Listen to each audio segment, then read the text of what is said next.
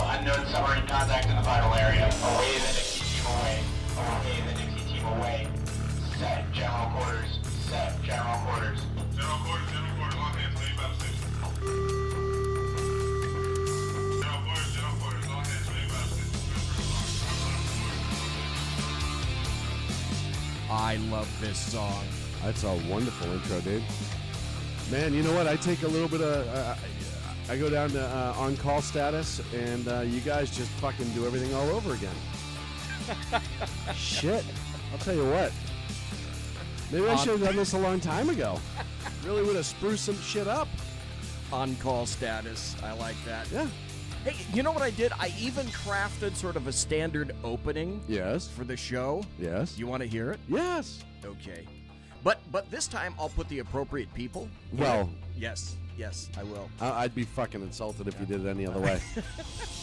And what happens is that Shaun and BZ are going to tear through the gristle of today's screaming headlines and rip out the sinewy tendons of truth ensconced within, all from the hoary streets of Shatramento, Fornicalia, exposing the trembling toadies, the sniveling jackanapes, and the fripperous fop-doodles infesting leftist and progressive ant farms Hell yeah. nationally. And with that, Well, who do we have? Hello. It's Sack Heads Shaun. Good evening, my friends. Good evening. Good evening. How are you, sir? I so dates de Yes. sud de trot. I'm trying to fix his camera. Yeah, well, better than trying to fix him. I There's guess. no fixing No, him. there is Which is why I'm here. no. There's no fixing him. Hey, but we have a new camera. I'm going to show everyone. Yes. The new camera. It's Clyde Cam. Clyde Cam. It's Bob Cam. Bobcat Cam. It is magical. Exposed on the wrong show, of course, but hey, there it is. Bobcat well, you know Cam. what though? Clyde's got to come around wherever he can. You know what I mean? Well, yeah. He's prevalent in the studio, and he's definitely a force to be reckoned with. BZ. Oh, without a doubt. Hey, Mike's in the chat room already. Mike, good evening, Mike. Good to see him. Funny story about Clyde, and I told you this last week. I was in here because everyone who knows I'm still doing some work behind the scenes and getting some stuff done here and there. And I was in here working, and I had my son with me, James, and he hadn't seen Clyde yet. Oh my God! I wish I could have been there to see that. So- That would have been funny. I'm sitting at the control desk, and I'm doing some work, and I could see him marvel at it. And at first he was hesitant to even mention it or go near it. He didn't know what the hell to think of it. And he's 7, but has not seen too many bobcats and or stuffed ones up close and personal. So I'm watching him as he starts to get closer, and he's inching closer, and I could tell if he's wondering if this thing's still alive or not. Because as you see Clyde, you can tell he's pretty squared away. Yeah, He's pretty good, pretty high quality. He's actually. a cool cat. He is a cool cat. He's very well done. I'm watching him inch closer, and his little left hand starts to reach out behind for the back leg that's extended. You can't see it on camera, but he's posed very nicely on a branch. And just before he touches it, I scream, "Meow!" And I don't know if you've seen a 7-year-old levitate and run at the same time, but if you've ever seen any sort of Scooby-Doo episode where they run in place and they can't get traction. Yeah, like the Fred Flintstone Yes. or the Flintstones thing where they go. Yep. And that was probably the highlight of my week, honestly. He was so mad at me. I would love to have seen that. Gosh, he was so mad at me. It was beautiful. But yeah, I mean, I'm that dad anyhow, and I know I'm that dad. I strive to be that dad. Hey, listen, be proud of it. Okay? Oh, yeah. Be proud of it. Now, folks, if you're watching and if you're listening, you should be listening on shrmedia.com, and you should be in the chat room right Yes. now, which is what we call it because chat it's the room. chat show. Now, if you look behind me, you'll notice the background has changed, and there's a reason for that. It's because we are officially or unofficially the SHR Media. We rent this room out for hot yoga. Right. And so It's a little warm. It's a little warm because we had some folks in here just before us doing some hot yoga. So we decided that it was appropriate to open the windows and look outside. See, everybody thinks that we're in the basement or something. No, folks, we're in a studio. We have a nice deck outside with a bathroom. And look back there. there's a deck and chairs, and we've got beautiful trees, and we've got a shade. Yes. Hey, this is a real honest to God. This is quality stuff. Absolutely. Right here. It absolutely 100% is. And it's very, very nice. The location's nice, and we're starting to get a nice breeze that's starting to pour through here a little bit and cool everything off, which is nice. That's right. It was 86 in here when we first stepped in. 88. Oh, was it 88? It was 88. Okay. It's down to 85. My mistake. 88. Okay. Hey, it's only 3 degrees, so what's heat between friends? What's a little heat between friends? We could be living in Phoenix right now. Okay, my quick Arizona story for everybody. A long time ago in a galaxy far, far away, I wanted to go into homicide, and I thought it would be a good idea. And I was in homicide in the 90s. And so around 95, I thought it would be a great idea to take this class from an FBI profiler who worked for BSU, the Behavioral Services Unit. And he was having his class in Phoenix, Arizona. Beautiful. In July. Perfect. How could this go wrong? What could possibly go wrong? You know what, BZ? If you were dieting at that point and you were trying to win a bet and trying to drop some extra pounds, I think that was a wise choice. Thank you very much. Holy jeez. So it was a great class. It was a week-long class, and I took my then girlfriend at the time, and I had this wonderful idea. Now everybody tells you that the desert heat is a dry heat, and while I was there, I thought, okay, it was. I swear to God, it was about 114 during the day. And when you look at people parking their cars, and you see that every car that's parked in a parking lot has a towel draped over the steering wheel, that's called a clue. Yes. So BZ clued into that, and because I was a cop at the time, I was also thinking, and I was paying attention to all the cops, and I noticed one very important thing. What's that? All the cops on the day shift were kids. Yeah, it's weird, and all the senior guys worked at night. It's funny how that happens. And there's another thing I noticed. There were no stray dogs. Nope. Running around during the day, and there were no homeless. Nope. Running around during the day because it's so damn hot. Okay, got to wrap up the story, and that's this. I decided, since I was there, I wanted to get up really, really early and drive to the Grand Canyon. Oh. Because I thought, how cool would it be to get photographs or video of the Grand Canyon, of sunrise over the Grand Canyon? Right. And so I got up in the middle of the night with my girlfriend in our rented Oldsmobile, which is a piece of trash at the time, stuffed ourselves into it, took all my camera What equipment year was into it.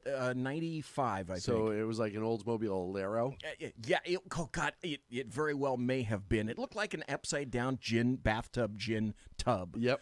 Kind of thing. It was terrible. So the air conditioning is cranked up. When I walked out of the door of the motel room, I happened to notice on a sign across the street at 3 in the morning, it was 110 degrees. Oh. And by the way, it wasn't a dry heat. No. Normally you would expect that out of an oven. Just put your head in an oven, no problem. But 5 minutes after we stepped out there, everybody's shirt was soaked. Oh my God, it was terrible. Oh, okay, that was horrible. That was my Arizona story. Enough for that. So BZ, that's how I feel here every summer, all summer long. That's how shitty I feel here in Sacramento. I feel shitty. Oh, so I feel shitty. It's and a pity how shitty I feel. I do. People tell me all the time. They're like, "Oh, you'll get used to it." No, it's been almost 14 years. Still not fucking used to this. Okay, so you're from Boston. Yes, sir. So in Boston, for example, what kind of summers are there? Well, you get into the 90s, and you get humidity. But I tell everybody this. First of all, I was a lot thinner when I lived in humidity. Funny how that works out. But, and if you do, no. But I sweat differently in humidity. And before everyone goes, ew, that's gross, the reality of the situation is I sweat different in humidity. I sweat better. Oh. I'm cooler. I am much cooler when I'm in humidity than I am in this dry bullshit where it feels like I'm slowly being turned into beef jerky. And that's exactly how I feel, is that I'm turning into beef jerky every day a little bit at a time. Well, that's because you're turning into beef jerky a little bit of a time, all the time, every day. Well, but this is like an expedited process. Like, I feel like I am in a meat dryer, and I am, in fact, the meat. It's horrible. It is horrible. Oh, yeah, it is. For the folks in chat, we got Mike in chat. We got Beantown Billy in chat. Beantown hey, Billy. This is grand. You will really appreciate this. Do you know who's in chat? Who? Can you feature who's in chat tonight? Dan Butcher. No. Ooh. Are you ready? Yes. Peter Jennings. Whoa. Peter Jennings is here in chat. Now, also, I should point out that Whiskey Dale is in chat. And Whiskey Dale, if you happen to be watching on YouTube or if you happen to be watching on the SHR Media Facebook page, dude, this is for you, okay? So it was Whiskey Dale who provided me with... no kidding. With Clyde the cat, shipped Clyde over to me. Very nice. And so Whiskey Dale, this shot is for you. We're honoring the Bobcat, Clyde, with his very own... Clyde Cam. Cat Cam. So live from the studio, it's the Cat Cam. That's so awesome. Isn't that great? That's so awesome. I think that's great. Oh, and Mary Brockman's in chat. Good to see you. But hey, Hello, Mary. Peter Jennings, how wonderful that is. Well, my first question right off the bat, is it the live Peter Jennings or is it the zombie Peter Jennings? Because the live Peter Jennings does not exist. And the zombie Peter Jennings, as we all know, is a threat to all of us. Well, let's put it this way. If it is the zombie Peter Jennings, we are sufficiently far away that we don't have to worry about getting bitten or have any kind of thank goodness, a terrible disease. I do worry spread. about such things. Yeah. Hey, I don't think I'm speaking out of turn when I would say that, hey, happy birthday. Oh, thank you very much. And you celebrated your birthday by, that's right, going to work. Working. Yeah. Working. Yeah. And then when I got out of work, I came here so I can work. Right. And I think when I get out of here, I'm going to go somewhere and do a little bit of work. Right. And after that, maybe curl up in a bed with a nice glass of work afterwards. There you go. Yeah. With extra work foam. With a little foamy extra work on top. The top. Can I get a caramelized workiado? Yes. Isn't that what that would be called? I'll just take a straight shot of work. Just a straight shot of work. That's what it's going to be. But yeah, so it was a rare day that I had the ability, and BZ reached out to me and said, "Hey, happy birthday!" And I said, "Thank you." And he mentioned something about the show tonight and how certain personnel weren't here. The honker wasn't going to be here, and I said, "Well, son of a bitch." I didn't get myself anything this year for my birthday because I never do because it's just another day of the week. But I might as well get myself a little something, which is a little mic time. Why not? I haven't done it. God, I haven't been on now in probably 2.5, 3 months. I'd hate to see the show go without. The only person that can do better than Clint in Clint's chair is me. And I figured it's a good way to remind everybody how much he kind of sucks. Well, it's funny because Clint called up pretty much at the last second around 1 o'clock this afternoon and said, "Hey, I have to tell you that the septum is going bad, so I think I may have to go back for a little rhinoplasty adjustment." And I said, "What's going to happen? Everybody is going to miss you." Right. And he said, "Well, there's no avoiding this because now I'm starting to have it get trapped indoors." Yeah. And I slammed my nose in the car door. Right. One time, and that had a deleterious effect upon the septum, so he had to go get it repaired. And so that's what happened. It's funny because most people don't even realize that in California, you get 2 warnings outside of every public building. There's the Prop 65 warning that says everything in that building will give you cancer. That's right. Everything will give you cancer. And then the second plaque that's on the other side is the door closed nose warning. And that was actually put into effect after an incident with Sack Heads Clint. Right. We're not allowed to discuss that due to arbitration. However, they're all over the place. So, once again, if you folks, if you haven't been to California and you do come to California and you see these signs that are yellow, they're about this size, about so obnoxious. 6 inches by about 5 or 6 inches, kind of square, yellow, obnoxious with red lettering, and it says just 2 words: pinch point. So what that does is that's telling you, actually it's telling Clint because he sued to get that done. So yes. Everywhere in Sacramento, and all throughout Fornicalia, there are these little obnoxious signs that say pinch point. And if you see that now, you know why. So, you know what's funny is a lot of people, if you're not from California or you've never spent any time here, you may not know this. And I thought it was the strangest thing in the world when I first started seeing it. Outside every public access building, there is a sign that says Prop 65, and it tells you that that building is built with things that could potentially give you cancer. That's right. You'll clutch your chest and fall over. Every building in the state that has public access must have it on the outside. It is a law. When I first was telling, kids you not. When I first told people back home, they thought I was fucking being funny. They thought it was like, oh, California, the nanny state. That's amazing. And I'm like, no, you don't understand. That's not funny. As a business owner, you are fucking required to put this outside of your building, no matter what. Yes. With a large penalty should you decide not to. Just, I'm sorry, I forgot to do that. And I always wonder where the next step is going to be. Is it going to be on the car? It's going to be on the car next, right? Because the other thing, too, is most people don't know is when cars and guns in the state of California are made separately just for the state of California. The California emissions, California gun laws. You have, I can tell you right now, you buy an M&P Shield from Smith & Wesson in California, and it has a little red round indicator to let you know that it's loaded. It sticks up about that much over the top of the slide. Nowhere else does it have that. It might have it in New York, but I don't know. But it's the California compliance. In order to be on the list, it had to have certain things. And the same thing with cars. They have to have California emissions in order to be sold in the state of California as a new vehicle. No, absolutely true. And also, I just want to tell everybody that in terms of firearms, California is thinking about transitioning its law enforcement officers over to what they call the Model 1, the Mark 1 Model 1 Nerf gun. It's made of Nerf material like a Nerf football. It's kind of crafted kind of like the shape of a gun, so it sort of simulates a gun, but not altogether so much. And so it's there for an intimidation factor. They're black, I should say. They're black. But even now, there's a push on to change the color from black to pink. Well, and the bullets themselves are still neon green.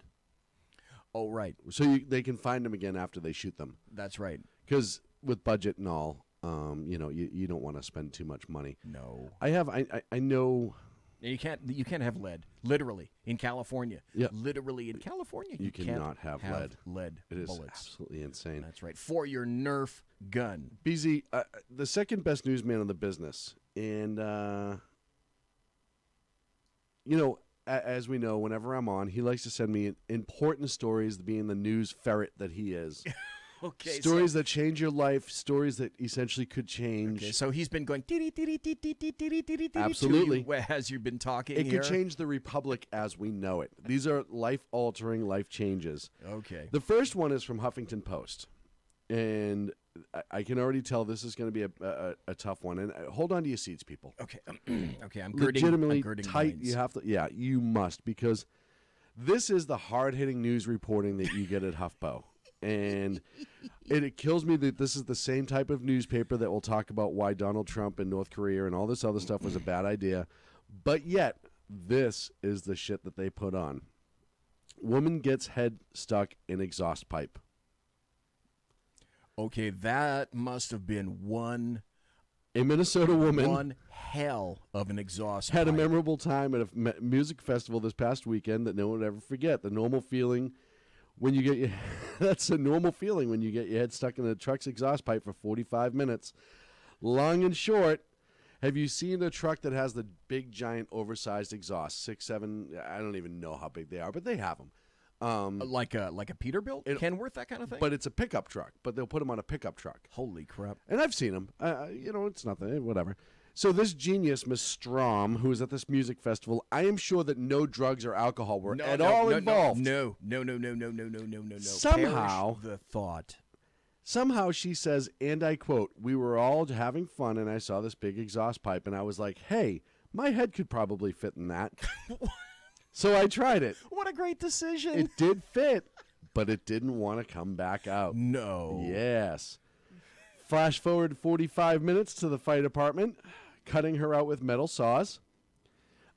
She was unharmed, thank goodness, but she was cited and escorted from the property for underage drinking. So, folks, when we talk about the future, and I'm not saying that, listen, I'm not saying that this is not like a 7-year-old thing to do. This girl was 19. Right.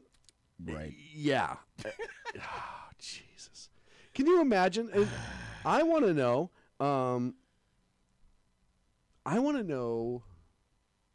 The poor owner of the truck. Yeah, what do you do when you got a chick in your exhaust? Right. The head of a chick in your exhaust pipe. Right. Now what do you do? And now it's all damaged. And who's going to pay for that? The underage drunk girl? Yeah, and the other thing is, how do you tell that story to your insurance agent? Look, what happened was... Here's the story. What happened is this chick shoved her head up my exhaust pipe. And you can see what the insurance agent, I'm sure, is going to be the response. True story. Yeah. True story. I bet that happened, dude. No. True story. So this girl has her head right up my exhaust pipe, right? And then it gets stuck. Flash forward 45 minutes later, and the fire department's there, and they finally get her removed. I don't know what happened. She had no problem inserting it into my exhaust pipe. However, when it was time to come out, she was stuck. I'm just glad she didn't suffocate in there. Oh, yeah. Oh, my God. Then can you imagine what would have happened? Yeah. And then the insurance company, they're gonna say, hey, you need to go over to the fire department because I want to see the run sheet for that call. Because otherwise, I'm not buying it. And we're not buying you a new exhaust Ever. or anything like that. Ever again. Nope. And this is actually a better story. This is actually from HuffPo too, but I've seen it other places. Have you heard the name Gabby DeMarco? Gabby. The only Gabby I knew was the senator, the representative. No, Gabby, you're thinking Giffords. Yeah, Gabby Giffords. Right. So you probably won't have heard of Gabby DeMarco, No. though you should have. Single guys on the prowl in the greater San Diego area. Remember that name. Gabby DeMarco. This gal may be for you. She's attending... Gabby DeMarco. Okay. She's attending a Padres and Braves game at Petco Park when there's a foul ball that's hitting the stand. She's sitting pretty high up into the nosebleeds. I've actually seen this video a bunch of times. I have not. The ball lands in her cup of beer. I say that again. Wow. The ball lands in her cup of beer. After celebrating, somebody said to her, "You won't chug that." And she said, I was God. like, "Absolutely, I'll chug this beer. Are you kidding me?" And then proceeds to down the entire beer and high-five everyone around her. And when it comes to baseball fans, folks, and everyone always gives me crap for liking baseball, that's the kind of happy-go-lucky shit that you got going on there. So, Gabby DeMarco, high five to you, to the gentleman who is single down in San Diego. Start looking. Start finding her. She sounds like she's a keeper. Okay, so I was thinking the first thing you were going to say is, okay, it got lodged in her throat and she died. That when she chugged the beer, the baseball went with it, too. Right. No, God, no. That would be horrible. Don't get me wrong. I think on some level... Better that story. There might be a level of comedy. But no, if you see the video and it's all over the place, it's great. The ball lands right in. She cheers a little bit, and then somebody challenges her to chug it. And, man, it goes down like a Times Square hooker. It wasn't like the little small beers, was it? No, it was a one deep of cup. the... It was a deep cup. Oh, okay. Well, good for her. Good on her, then. No, I applaud it. That's what I'm saying. Boys, down in the San Diego area, there's one to bring home to mom. Yeah, there you go. She's a keeper. Wow, in chat already. We still got Mike. We got Mary. We have HP Pundit. We got Whiskey Dale, and we got Beantown Billy. And here's another look at Cat Cam.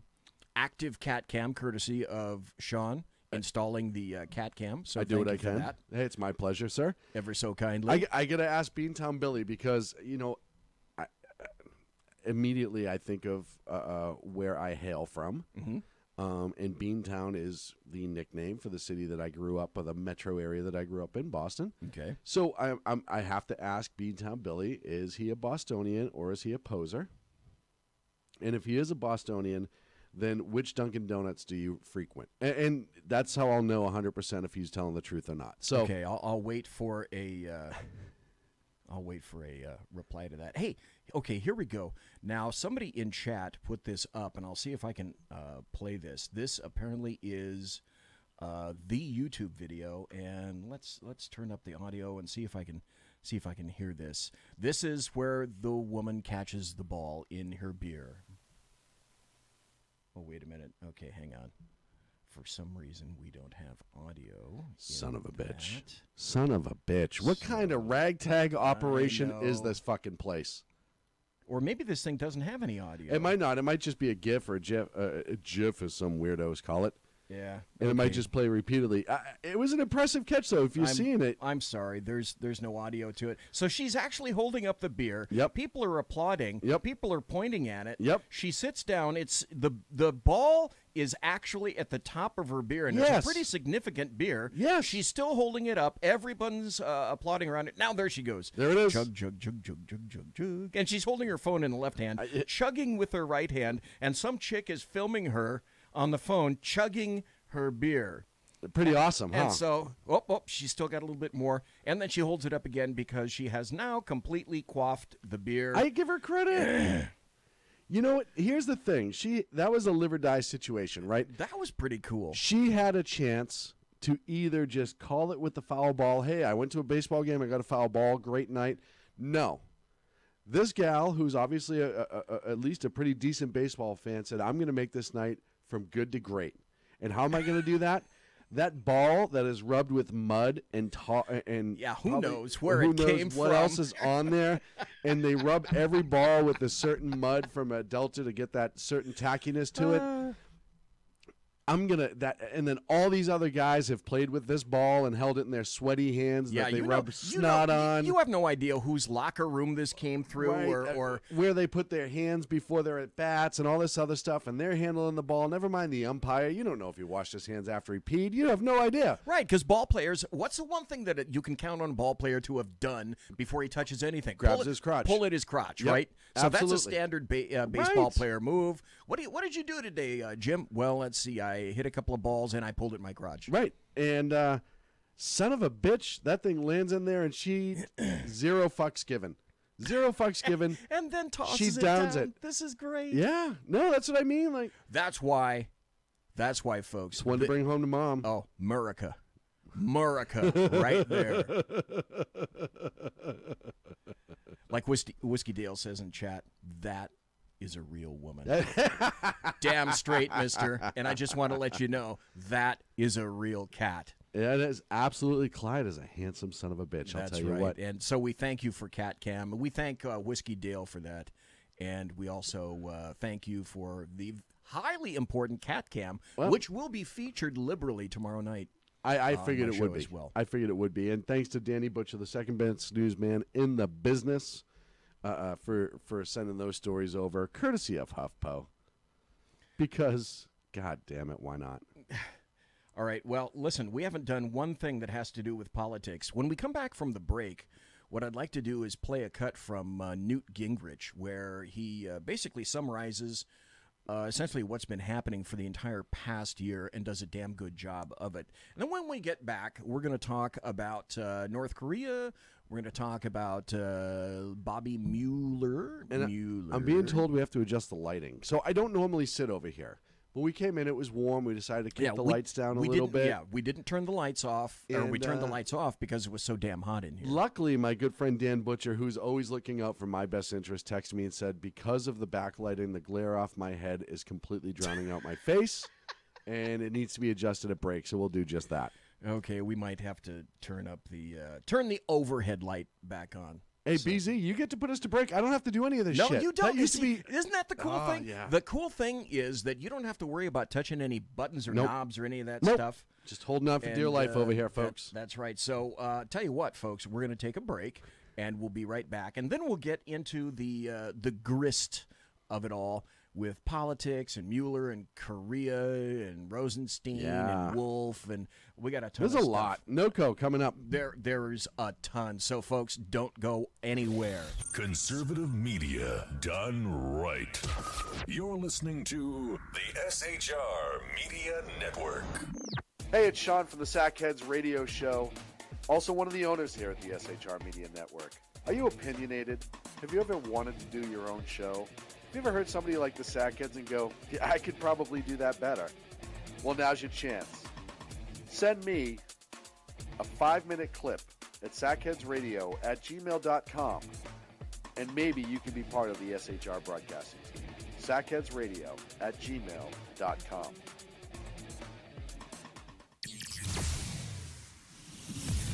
Broadcasting behind enemy lines in occupied California, a mere 2 miles from the state capital, the bloviating Zeppelin's Berserk Bobcat Saloon radio show can be heard every Tuesday and Thursday night at 8 p.m. Pacific and 11 p.m. Eastern, only on the SHR Media Network. Go to shrmedia.com to listen. You can also watch on the SHR Media Facebook page and the SHR Media YouTube channel. No goldfish were abused in the making of this ad. When dirty politicians, shadow governments, and deceptive Islam blind the world with fake stream media smoke, their only fear is one man with a cane. I'm Dave Milner. Join me through shrmedia.com, highplanestalkradio.com, and the Western Free Radio Network at Spreaker, YouTube, and iTunes for a different perspective weekly on the Unpleasant Blind Guy. And catch me on Jeff Mitchell's EDL Radio on blogtalkradio.com. There's no surrender ever, because truth is not always pleasant. Hey guys, it's Sack Heads Clint. I'm excited to tell you about a brand new show here on the SHR Media Network. I'm teaming up with the one and only, all-powerful, the bloviating Zeppelin, sitting here to my left, bringing to you a fresh new show here on the network. It's Against Tyranny. And we'll be picking up where the Sack Heads left off. Excited to be with you, sir. Sack Heads Against Tyranny. We're going to chat. We're going to chat Wednesday nights. S-H-A-T. Sack Heads Against Tyranny. Wednesday nights, 11 p.m. Oh, it's the same time, right? 11 p.m. Eastern, 8 p.m. Pacific. Same Sack time, same Sack channel. SHRmedia.com. See what I did there? It's your business diva here, Melanie Collette. I am inviting you to a front row seat as I discuss some of the most intriguing details of wealth and finance with today's movers and shakers in the world of business. Listen in and discover financial truths on a global, domestic, and household scale. Uncover topics that will impact your wallet today and in the future. Money Talk with Melanie airs Monday through Friday, 5 p.m. East, 2 p.m. West, right here on SHR Media and High Plains Pundit Talk Radio. You can't afford to miss it.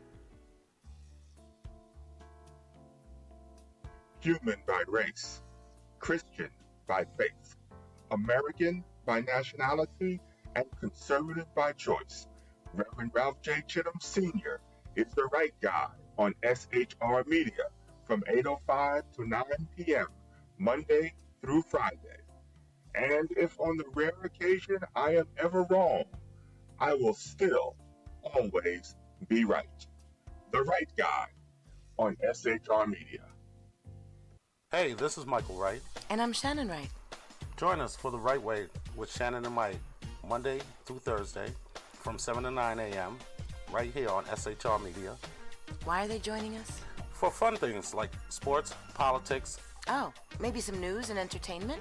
And all kinds of other things. Money and recipes and events, all kinds of stuff. Yeah, so join us Monday through Thursday, 7 to 9 a.m. here on shrmedia.com. Hey, BZ. So the plan's working. You got rid of Sacco. Shaun is now stepping away. I never even saw him. And I know, and insidious. Insidious. You know, we talked about this for, a good, for the last 3 years. And finally coming to fruition. You know I'm still in the room, right? It's almost like he's here still. Did you hear that? Yeah, it's kind of... It's amazing. It's kind of at you. It's kind of eerie. Kind of a poltergeist. Like a poltergeisty thing. Yeah, Sack Heads Against Tyranny. You're listening to the SHR Media Network.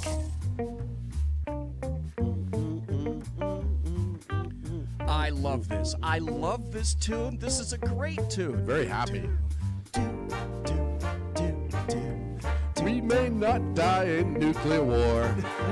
Boom, boom, boom. Trump made the little bastard bow down. Okay, so we've Trump changed... made the little bastard bow down. We've changed the lighting. We've changed the lighting. Hopefully, since the break. If I was glaring anybody out. Yeah, so I don't think that's happening anymore. However, because it's 8:35 here now on the far left coast, behind me, you're going to see it transition. It's going to get darker. It's not special effects, folks. No. It's nature. Actually, it is special effects. It's a green screen. This wall right behind us, this is a green screen, and we've spared no expense in terms of CG right. to, as the time goes on, to make sure that it gets progressively You guys darker thought it was real, huh? and darker You and thought. darker. So proving once again that this isn't a real studio and we're in someone's mommy's basement right now, because that ain't real. Yeah, no, we pay a lot of money for that special effects. Yeah. You have no idea. We spare no expense. We spare no expense. We spare no expense here for you. We spare no expense. Get in the truck. Papers, please. The chat room. Busy, something you want to tell us? The chat room. The chat room said, "Hey, it's chat. We're doing a chat show in Sacramento, so I figured it has to be the chat room. I mean, it only makes sense." No, it's totally 100%. I'm glad. Listen, that was a change that since I've left. But go ahead. Yeah. So the chat room is saying, "Hey, do you guys have any more stories? We're kind of digging your stories." And because they said politics, we don't need no stinking politics. Oh. See, and you know what? I love our listeners, but what they don't get is because I live in California, and unless I'm talking to you, Clint, my brother-in-law, a couple other people via phone, I don't get to unload my political anger like I do here. Well, yeah, spleen venting. Spleen venting is very, very good, so to speak. Anyway, thanks. I just want to say this too on behalf of everybody. It's so nice to be wanted, to see you back. It's so nice to see your face and to hear your voice. Thank you. On the air. Thank you. It really is a breath of fresh air. It's good to be home. It's a pleasure. And I'm really digging it. It's kind of like old times. It's so weird sitting over here. And I'll tell you what. Well, yeah, because you're used to being over here. Yes. And pulling all the knobs and the buttons. The and levers. Yep. And the whistles and the bells and the knobs. Yep. And the levers. And I'm sitting over here. And first and foremost, I don't know how he works over here. I really don't. Now, why is that? Well, you know, he's just got, there's notes here, there's notes there. I'm pretty sure there's a recipe for creme brulee written on the table. Like, you know, he's just a giant man-child, really. But the one thing that I will not do accidentally, that he does all the time. Oh, God, yes. Oh. I will not intentionally hit the microphone. Oh, my God. So there's that one less thing for you to worry about, my friend. I have to tell you this. I've told you this before, but I'll tell everybody on the air. There isn't generally one chat show that doesn't go by or hasn't gone by so far where at least someone in chat over here, when Clint goes bang with the mic, yep, someone doesn't say, "God, I wish Clint would stop hitting the microphone over there." So it's true. That's what, you know. But we did some research too. In Big Nose's defense, usually it's his nose that catches it. But when it's not, and he can't control that, folks. It's already been ruled by a judge that anything that his nose touches or destroys is not his fault. However, after doing some research, we found out that his desk may be some of the culprit as well. And that's something we're actually going to be working on here in a couple weeks because I am still involved. We are going to do some adjustments to the studio, clean some things up, move some things around, make some things a little bit nicer. It's, you know, summertime's here. It's always a good time to refresh some things. So luckily, it's not always his fault. Luckily, people can't see the pile. There's, like, in front of the person that runs the show, there's this laptop directly in front. Then there's the Araka Systems ArcTalk Blue board, which is right over here that people can't see. No, you're just bragging. And then over here is this massive just series, just cord after cord after cord after cord with all sorts of USB ports over here and cords draped over there, and then my laptop is over to the right, and then I'm the only one who knows what any of it does. And the board that holds my copy is right here, and then the mouse pads. The person that does this show has to run two mices. I love them mices to pieces. So I got to control two mices because this mice goes to this laptop and this mice goes to that laptop. And here's the funniest part about all of that. Every single time there's an adjustment that needs to be made, it's me. Still to this day. And that's the only way that they keep me around, folks. I set it up on purpose this way. I have everything set to fail every couple months, so they can't just walk me out the door like they tried to do in that commercial. Well, it's been doing a damn good job, I should mention. I swear to God, I come in here to do Skype, to get Skype calls. And poor Sean. I have to say this. Poor Sean. He knows that on a Tuesday or a Thursday, invariably he'll hear ding, and there's a little text message saying put my phone down. Something similar to, well, blah, blah, blah, fill in the blank, isn't working right now. What do I do? And then Sean figures out a way. Or the other thing that's equally cool is you'll come in from wherever the hell and you've done this from work, as a matter of fact. Ixnay on the Irk way. You've done this from your house. Right. Is that better? Okay. Yeah, on my own personal computer. On your own personal time, on your own personal computer. That's and correct. You've remoted this thing and gone searching around on the screen, and you go, okay, well, this is it. You didn't click this thing, drop down. Here's a drop-down menu, and here's the codec that you need for that. Okay, now you're good. Well, and I forget who I was telling this past Saturday when we were in here doing a little work together. And I was like, I adjusted this and I adjusted that and blah, blah, blah, blah, blah. And they said, why couldn't you just explain to BZ how to do that? And I said, well, he's old. Who asked you that? It's none of your business. No. Okay. But I said, he's old. And I got scolded. Although I have to say this, for an old guy. Yes.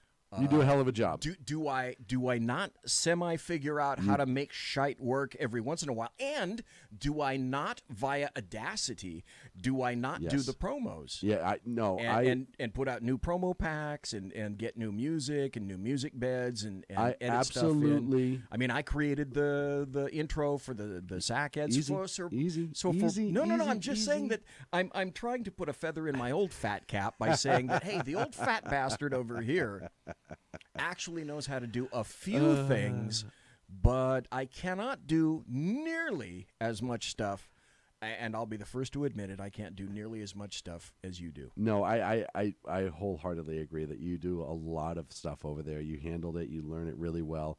I just needed to give you a hard time is really what it came down to. So I tried to do that, and then you tried to turn it around, and really now I just look like I'm bashing old people, and I appreciate that. Thank you. Right, elder abuse. Elder abuse. Yeah. That's pretty awesome. Thank you. Beantown Billy is still in here, but Mary Brockman had to leave. Oh, no. Hey, Dan is still here, though. Did Beantown Billy... And Mike is still here. Did Beantown Billy... No, he never got back to me about that. Son of a bitch. I don't know if I like him anymore. Yeah. He said, let's see, hey, by the way, I'm really crashing this time. I really got to go. Well... So he went.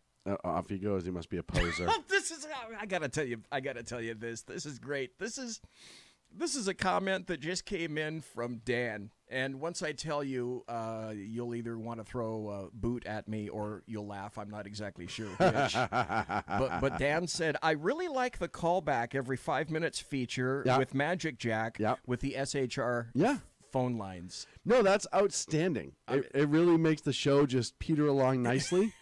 It adds good fluidity to it. Right, you got to call that. That's a feature, dude. That's not a glitch.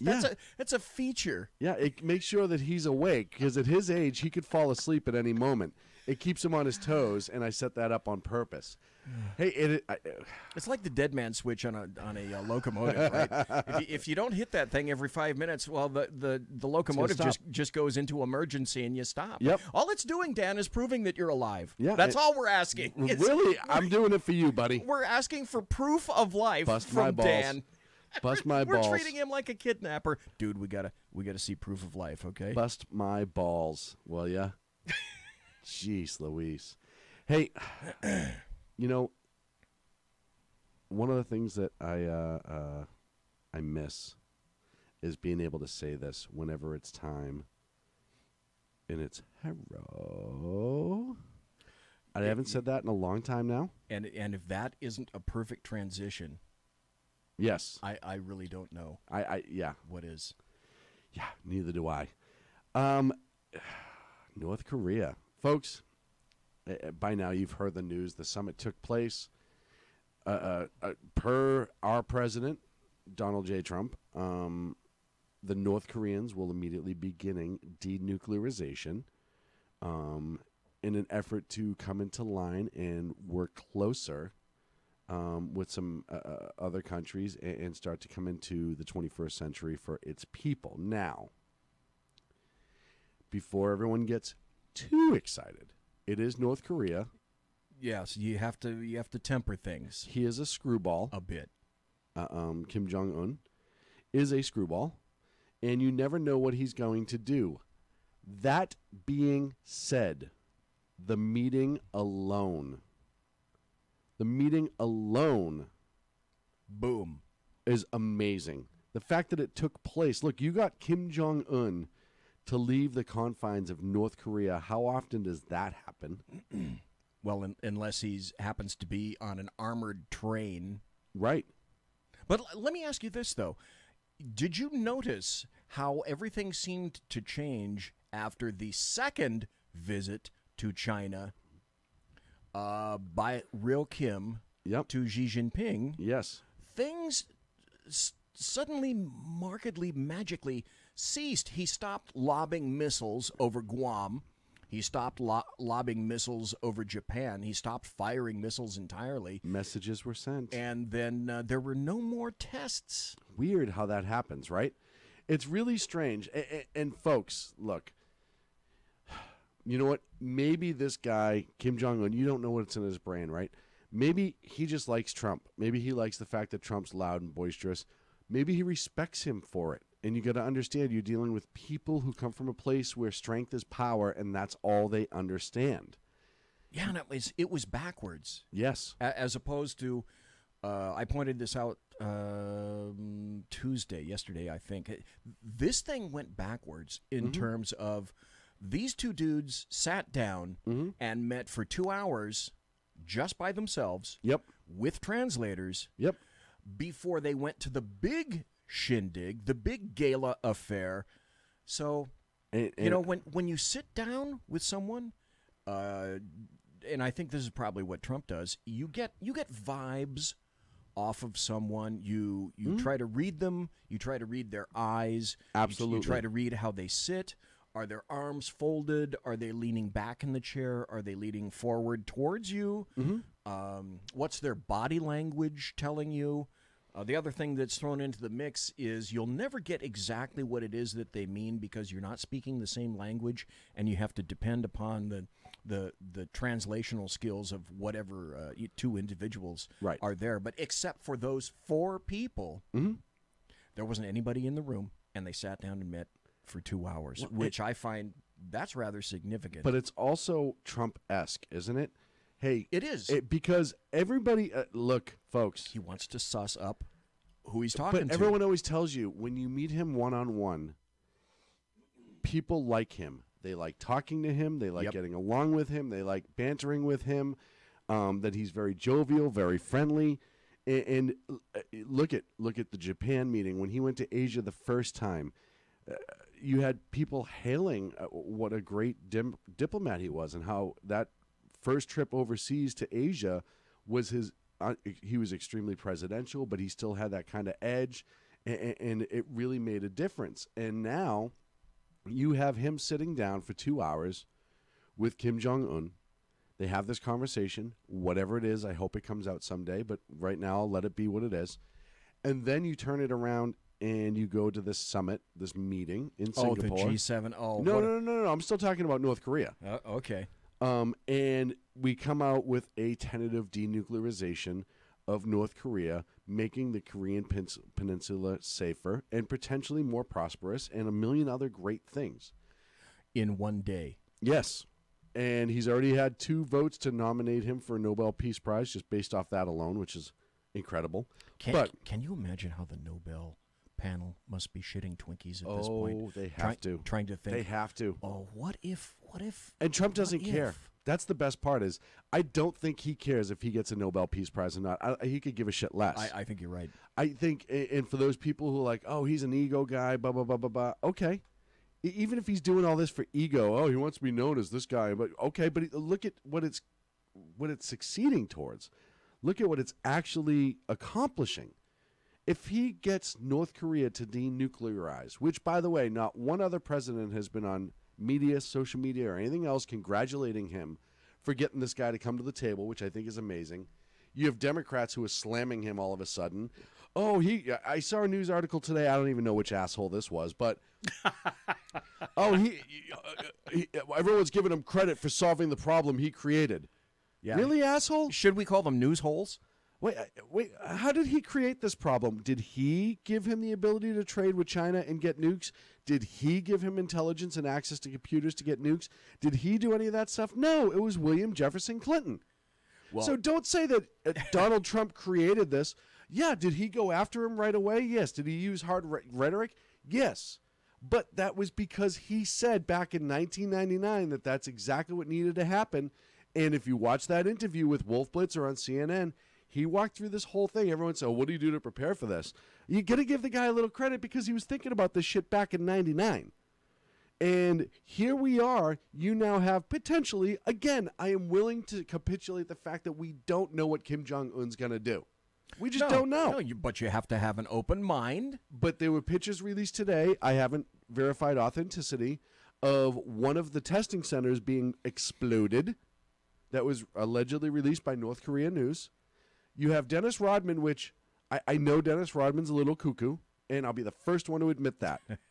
But you have Dennis Rodman, who's been trying to make this happen for a long time and became friends with Kim Jong-un and potentially may have been passing messages at one time or another, who said he tried to go to the Obama administration 5 years ago with this. Crazier things have happened. 5 years ago with this. Right. He said 5 years ago, I contacted the Obama administration and said, hey, he wants to have a conversation. He said it fell on deaf ears. It was never heard. And then when he came back, he got death threats and all this other stuff. And now here we are. You know, so you got to give Rodman a little bit of credit on some level. Even if he used basketball as a negotiating diplomacy device, because Kim Jong-un loves basketball, which is how he became friends with Dennis Rodman. And apparently Courvoisier as well. Yes. A lot of Courvoisier and cheese. By the case. But at the end of the day, can you imagine if Dennis Rodman and Donald J. Trump negotiated peace with North Korea and got them to denuclearize? Just for a second, I want you to think about that and let that kind of roll through your head. Obviously, Mike Pompeo, I think, was on point with a lot of that, too. I think that his negotiating strategies led to a lot. But it was a huge day for the world in Singapore. Even before he was appointed, Mike Pompeo goes over. Yes. And starts the ball rolling. Which, again, tells you the brilliance, though, of Donald Trump. Early gets this shit going early. Once he's nominated, all eyes are going to be on him. Until he's nominated, he's not going to be watched like he will be after nomination. So send him over now. Send him over now. Get our 4 American citizens back and have the conversation. And, you know, some people said that there was a weight joke made by Donald Trump, and there was. And he was like, oh, there may not have been a... But here's the thing, and Trump knows this. He's dealing with a kid. You can say, oh, he's 35, 36 years old. He's still, yeah. But mentally, I think he's a kid. I think he's 18, 19. Look, he worships the worm, Dennis Rodman, as a basketball player to this day. He is the leader of a country with nuclear weapons.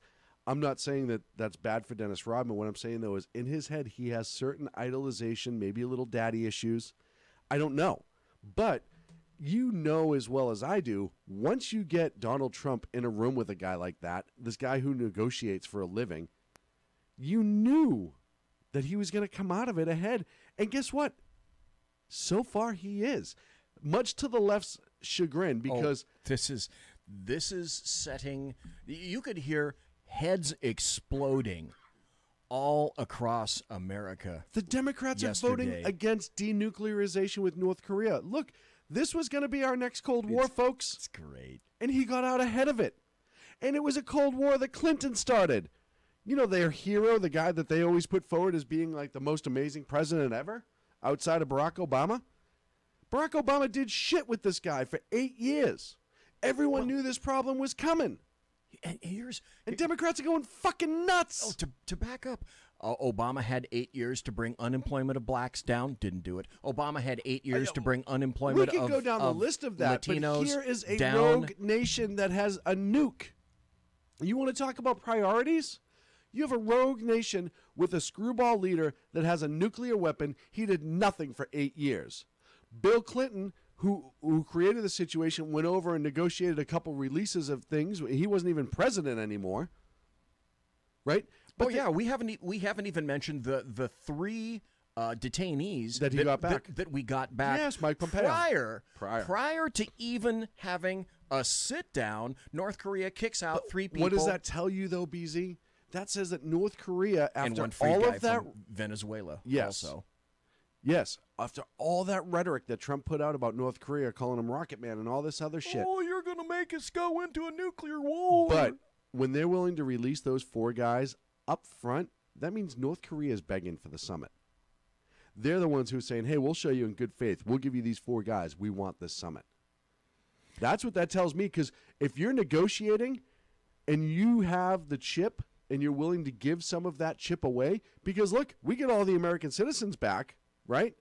What's to stop us from bombing?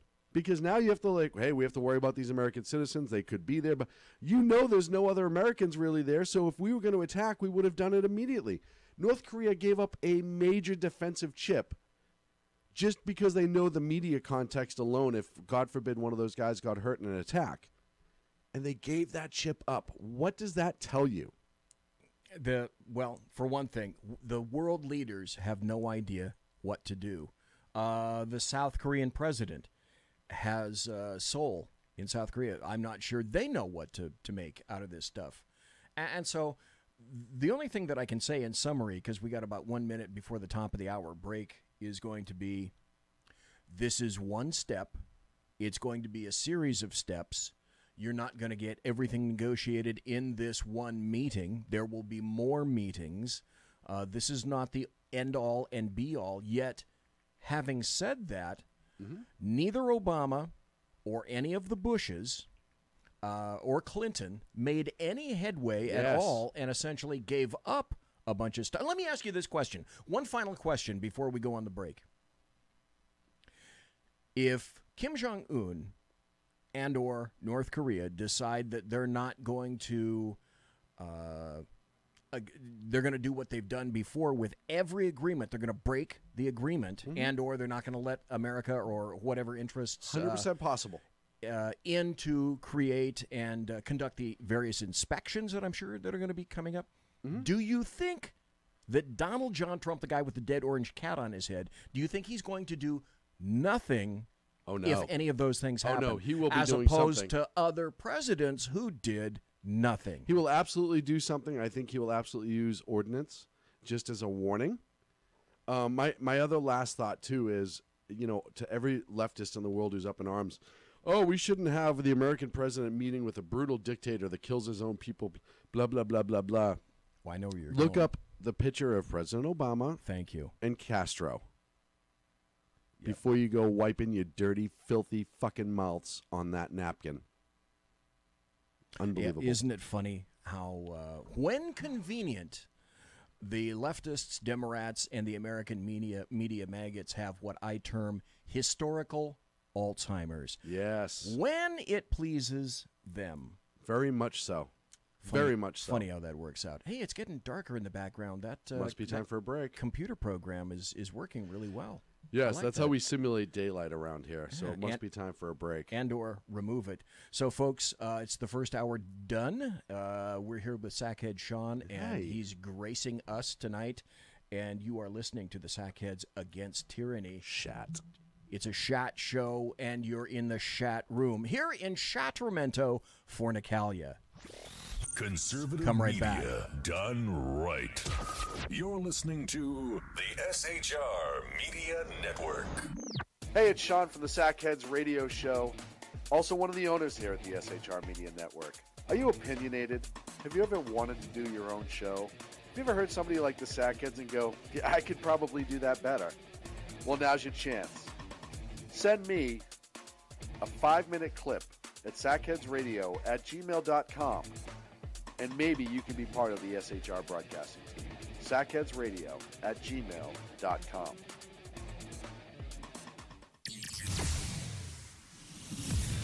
Broadcasting behind enemy lines in occupied California, a mere 2 miles from the state capitol, the bloviating Zeppelin's Berserk Bobcat Saloon radio show can be heard every Tuesday and Thursday night at 8 p.m. Pacific and 11 p.m. Eastern, only on the SHR Media Network. Go to shrmedia.com to listen. You can also watch on the SHR Media Facebook page and the SHR Media YouTube channel. No goldfish were abused in the making of this ad.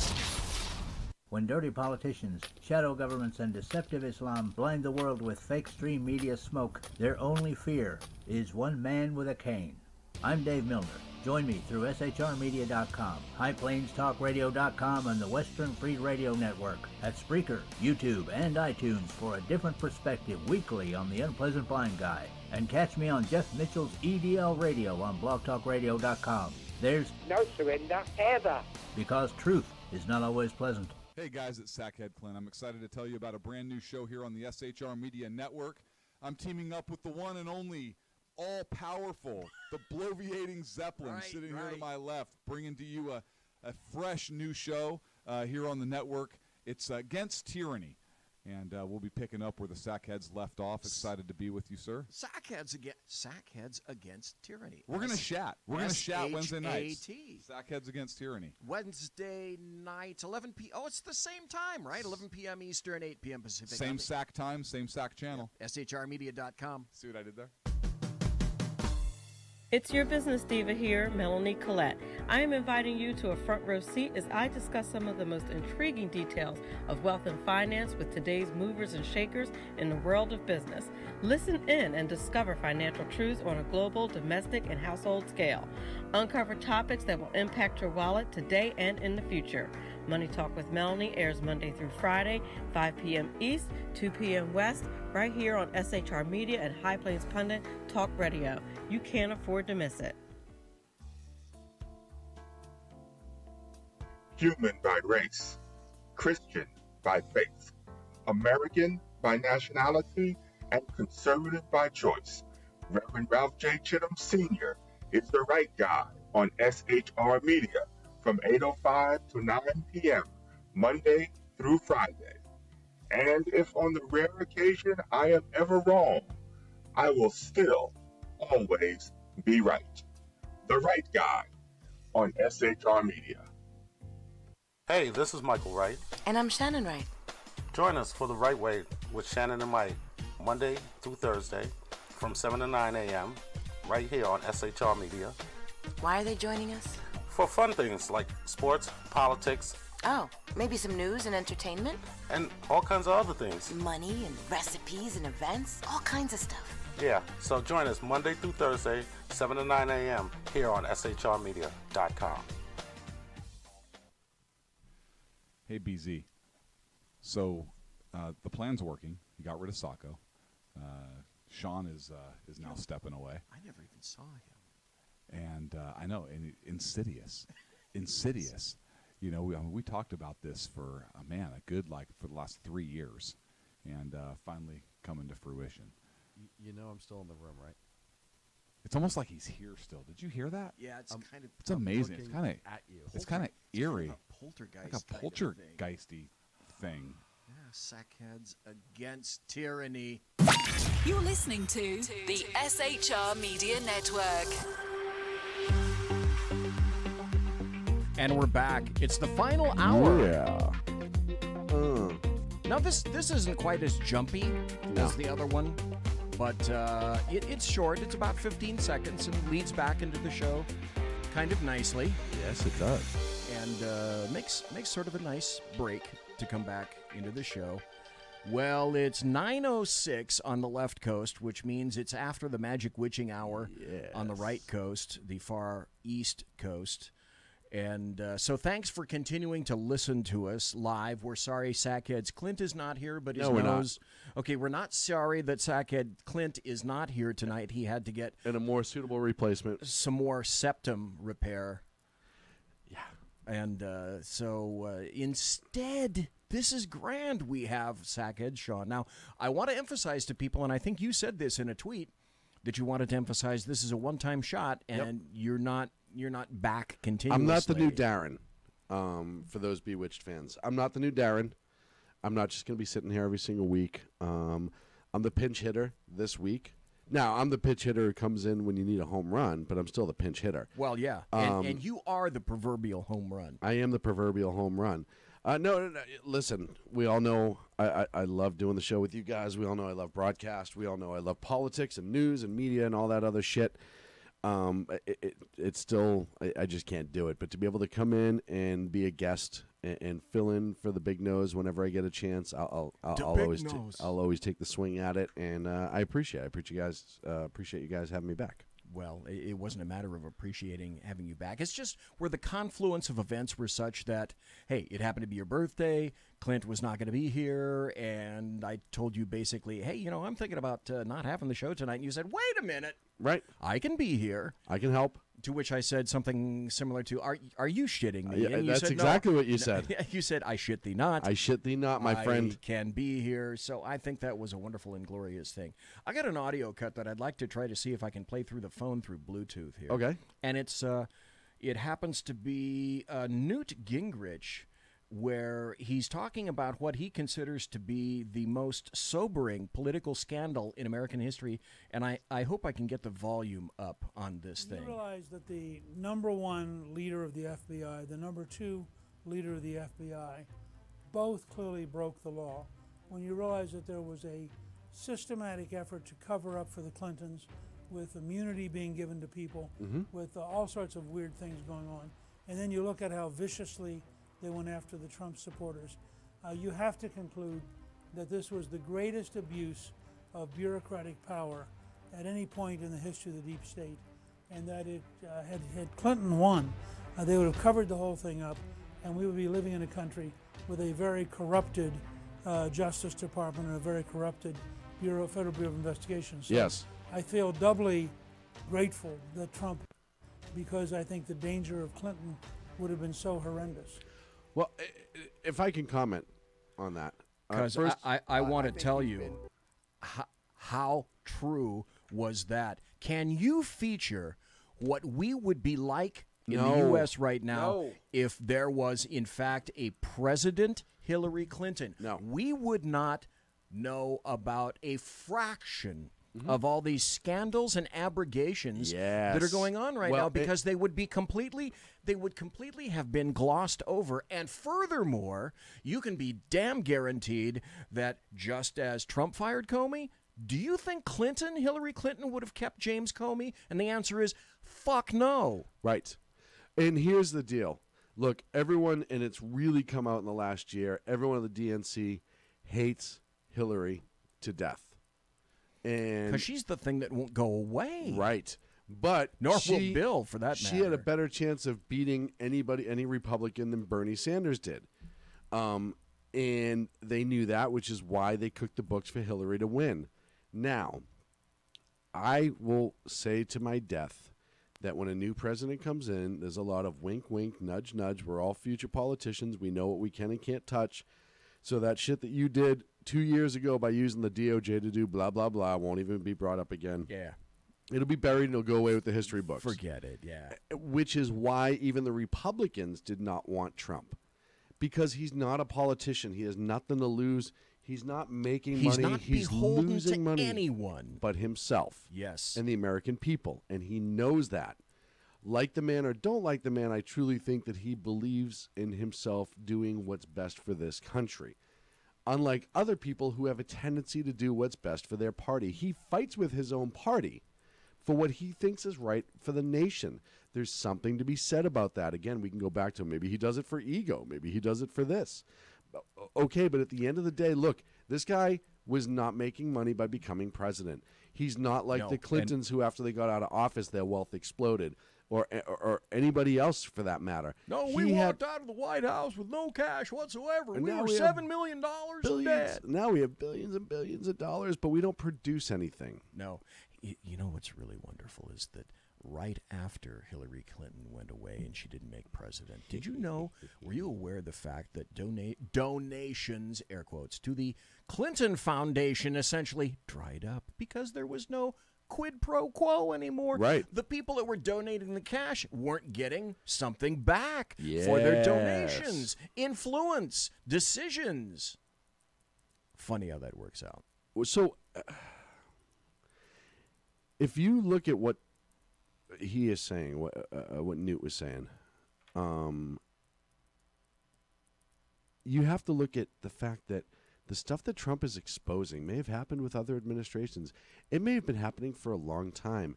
You know, the term deep state that we've discussed and has come to the surface, everyone was scoffing at a long time ago. It's no such thing, blah, blah, blah. There's no conspiracy. There's no this. There's no that. And then we get to the FISA warrants. And then we find out that, yeah, they were actually eavesdropping on him. And then you had special meetings with Loretta Lynch and Bill Clinton. Let me you find this. All of these different things when you talk about the deep state that as the average American citizen, you knew in your heart of hearts that there was a whole bunch of backroom shenanigans going on where politicians take care of other politicians, but you thought it was just on a financial level. You didn't realize the amount of control. I will admit I didn't realize the amount of control, and I always kind of suspected that there was a deep state portion to our government. So you're now seeing all of this shit unravel and flow out, and the Democrats are running in fucking circles. Why? Because at least for the last 8 years, they were the absolute worst at this. Look, the chairman of the DNC, Debbie Wasserman Schultz, or a former chairman, she had to bounce. Why did she have to bounce? Because the DNC was fucking filthy. So you think that as a party being that filthy would not carry over into their administration? Of course it was. Well, you had Obama, who may have been smart enough not to specifically know details on certain things, but you knew what people in his office did, and they were making decisions, and that almost makes it worse. I say this all the time. He was either evil or incompetent. You pick which one it was. I go back to Hillary and Benghazi. I go back to Benghazi in general. We still haven't heard about Benghazi, but more and more is trickling out a little bit, and I think we're going to get some stuff in Benghazi here in the next few months. Because... Well, that transitions to your next topic. Which one was my next topic? What's coming out tomorrow? Oh, the IG report. So I thought that's where you were leading. That wasn't, but you know what? I'm going to go there right now. Fuck it. The IG report is supposed to be released at noon Eastern Time, 9 a.m. Pacific, to Congress and the President to be briefed, and then it will be made public after that into Comey, into the DOJ, into the Hillary investigation. The IG report can, first of all, the IG cannot, Inspector General cannot pursue charges themselves. However, their report can be used by other people to pursue charges. You think Comey isn't checking to see where his passport is right now? You think the Hill Dog isn't running around in circles, even though she's still doing interviews saying that she won the popular vote? You think that Strzok and his girlfriend aren't freaking out right now? The one thing that this nation did not want to believe... I'm trying to find a story on that. Yeah, no worries. Because the one thing this nation did not want to believe is that the most prominent federal law enforcement agency, I won't say the leading because I disagree with that comment, but the most prominent law enforcement nation federally in this land that did so many things through the years could have been dirty, could have been manipulated, could have been run by politics versus law, all of those other things. They didn't want to believe it. And now that it's coming out, the Democrats are shitting chickens left and right. I mean, it's going to look like a full-on Foster Farms fucking farm up there on Capitol Hill in the next couple days, I think. Okay, you're going to love this. Everybody is going to love this. Now, from Judicial Watch, there's a story out indicating that from the newest release of the Strzok Page text series... Somebody went digging into this. Judicial Watch went digging into every one of these, and there were almost 500 pages of texts. And now what is this? This is now tending to show that the decision to decide that Hillary Clinton was not going to be indicted at all, that decision was made back in April. And I'm sorry, when did they do the interview again? Oh, that's right. That was just before. Let's see. The announcement that Comey made, which he should never have made, was in June. They were still investigating when that announcement was made, and then we find out that the decision was made in May. Now we're having texts revealed that the decision to vindicate and completely not just decide that she will not be indicted, she will not be charged, was made 1 month earlier. So let me ask you this. If you've already pre-made a decision not to prosecute somebody, wouldn't that explain why you wouldn't say, I don't know, record the interview, put the person under Miranda, conduct a thorough and deep interview? Because you've already decided that they're not guilty. Whether they've done something or not, you have decided that the case will be closed with no prosecution. Well, no Miranda, no warning. I will back up and have to say this. Having worked for the FBI, it may have changed, I don't know. But at the time when I was working for them, the policy of the FBI was we do not record our interviews, which it was in complete contravention of what local law enforcement, police, and sheriff's departments have been doing for years and years and years and years. But you can't say that. But further, though, any FBI agent going into an interview like that would have notes. And I kept notes. I had to have my notes ready. I had to keep my notes, box my notes, and made them available for access every year. Every year, OPR comes into each of the 56 FBI offices, and they turn the office upside down. And they do, in fact, go through everything that you have, including your notes. Right. But let me ask you this.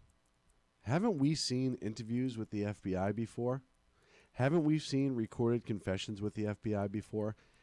On big cases, haven't we seen that before? During investigations, especially RICO stuff and all the other stuff, then you are interrogating or interviewing, if you will, a presidential candidate, and you know this is all going to be Monday morning quarterbacked. You know it's going to be Monday morning quarterbacked.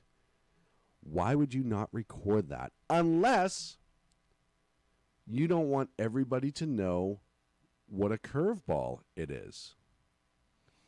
Or a softball, not a curveball. It's not even a curveball. Curveball would be nice. It was a softball. A complete giant fucking softball. And not a standard softball size. We're talking full-on kickball, jelly ball being used instead, right? Right, like a Nerf ball. Bigger. They knew. Like a giant Nerf ball. They knew the questions going into it, and like you said, they had already made their decisions. Well, including, and we still don't have all the information from the tarmac meeting. Right. The ACLJ had to threaten, well, didn't threaten, sued the DOJ to get as much information back as they could. The FBI came back and said, we can't find anything. Then the DOJ said, well, go over here. I think we found something. Then the FBI produced some. And then the ACLJ instituted another suit. And the FBI said, oh, that's right. I'm sorry. Yeah, here's another box over here that we didn't find. And we found some more documents. And then there was a particular page that I saw that was entirely black, except for a few. Whoa! What year is it, PZ? I know. You mean redacted? Yeah.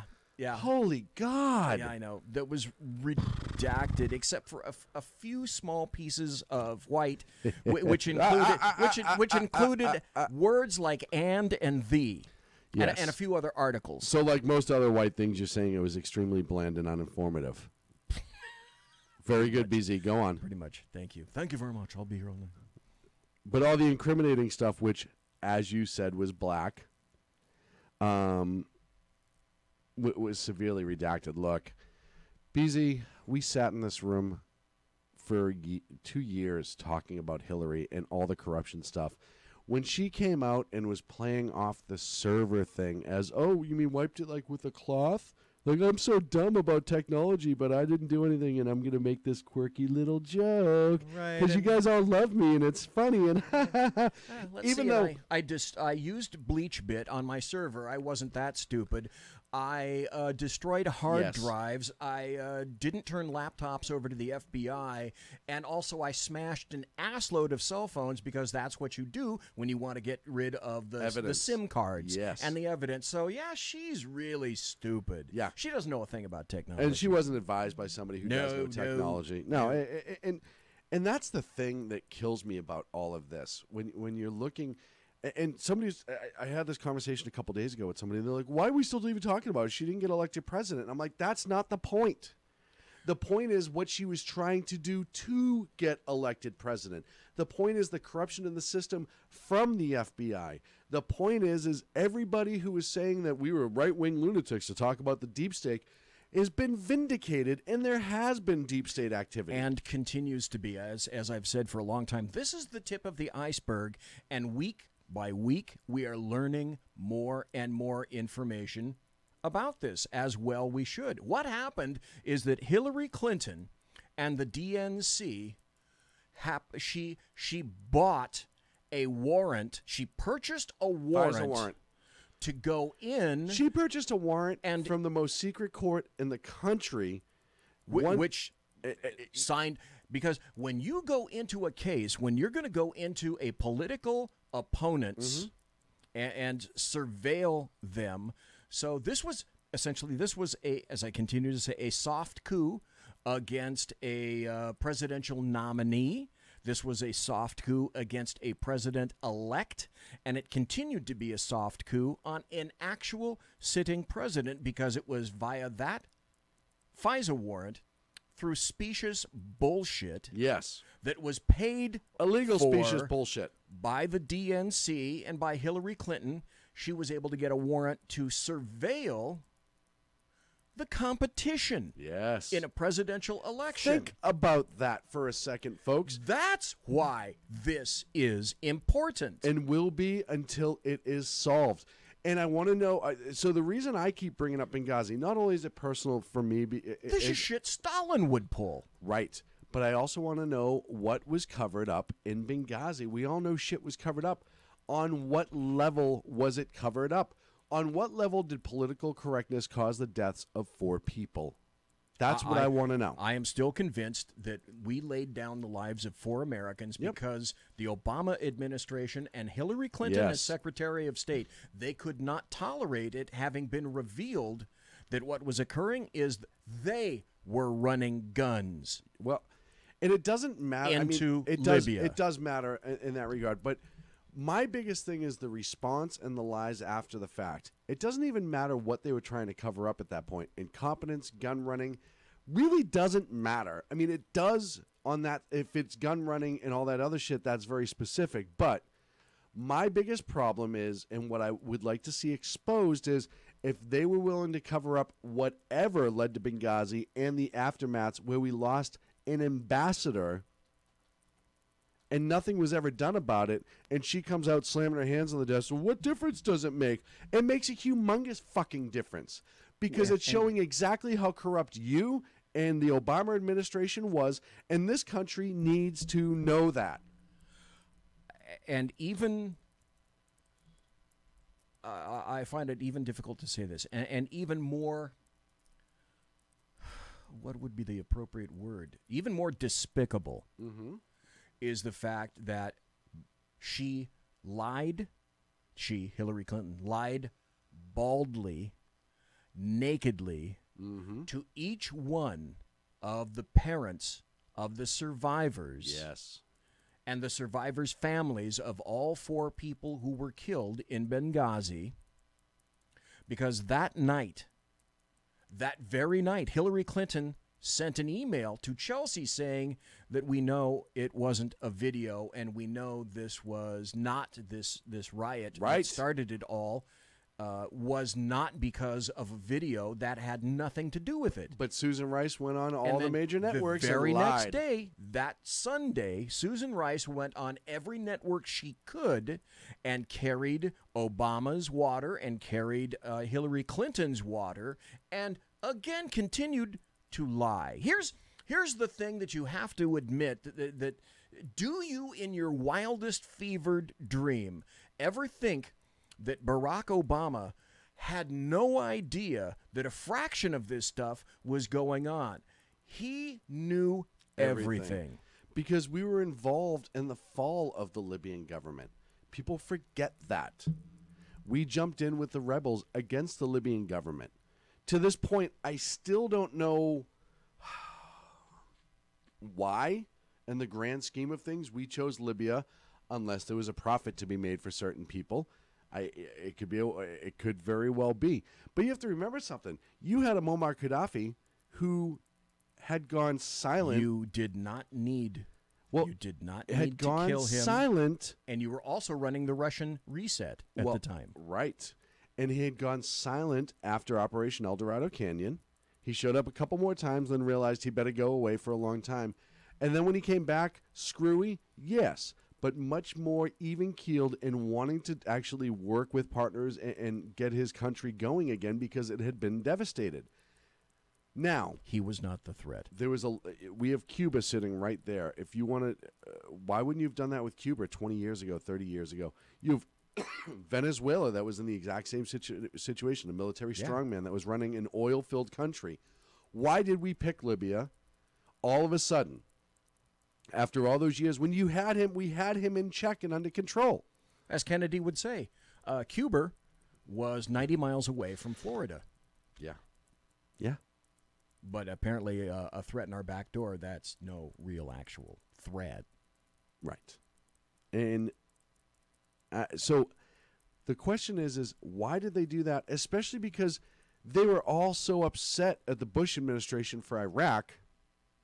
Oh, you deposed a strongman who is blah, blah, blah. Now it led to this war and the war on terror. And look, deposing Saddam Hussein and essentially leading to the uprising and death of Muammar Gaddafi was very much the same thing.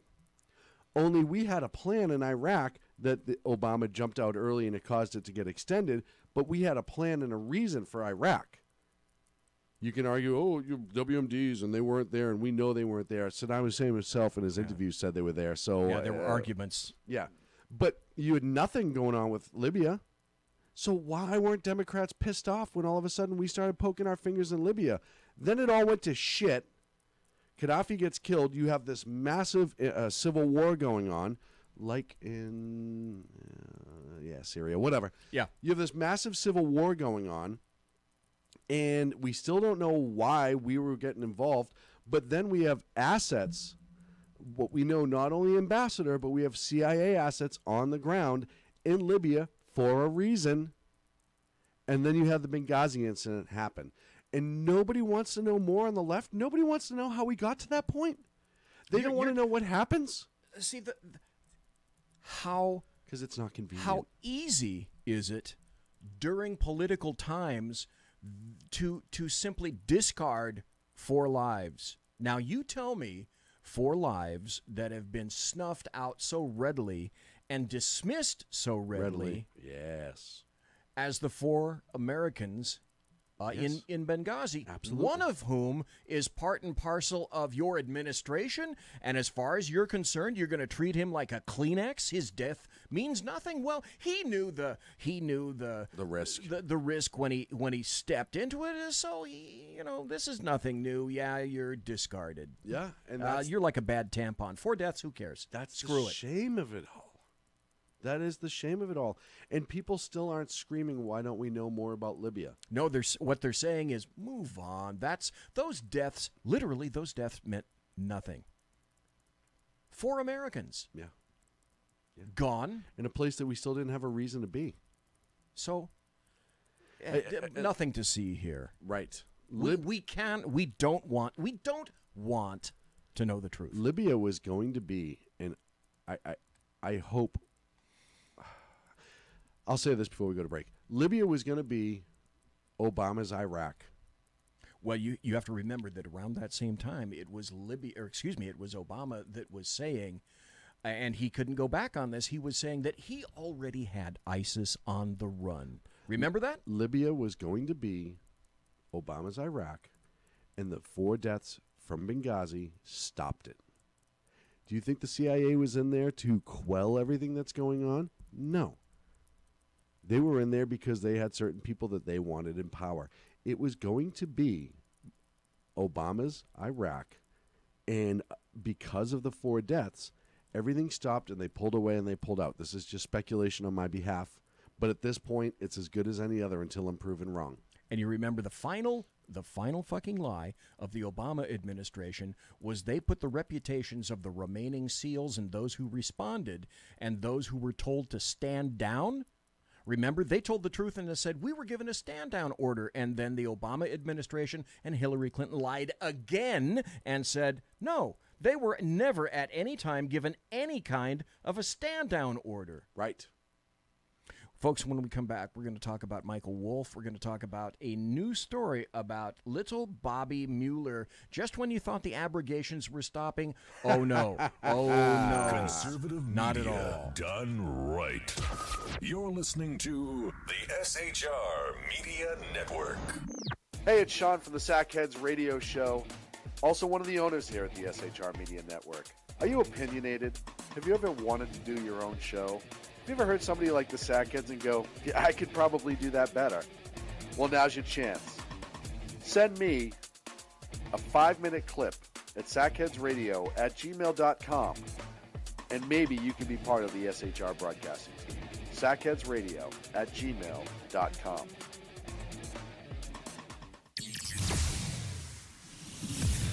Broadcasting behind enemy lines in occupied California, a mere 2 miles from the state capitol, the bloviating Zeppelin's Berserk Bobcat Saloon radio show can be heard every Tuesday and Thursday night at 8 p.m. Pacific and 11 p.m. Eastern, only on the SHR Media Network. Go to shrmedia.com to listen. You can also watch on the SHR Media Facebook page and the SHR Media YouTube channel. No goldfish were abused in the making of this ad. When dirty politicians, shadow governments, and deceptive Islam blind the world with fake stream media smoke, their only fear is one man with a cane. I'm Dave Milner. Join me through shrmedia.com, highplainstalkradio.com, and the Western Free Radio Network at Spreaker, YouTube, and iTunes for a different perspective weekly on the Unpleasant Blind Guy. And catch me on Jeff Mitchell's EDL Radio on blogtalkradio.com. There's no surrender ever. Because truth is not always pleasant. Hey guys, it's Sack Head Clint. I'm excited to tell you about a brand new show here on the SHR Media Network. I'm teaming up with the one and only all-powerful, the bloviating Zeppelin sitting here to my left, bringing to you a fresh new show here on the network. It's Against Tyranny.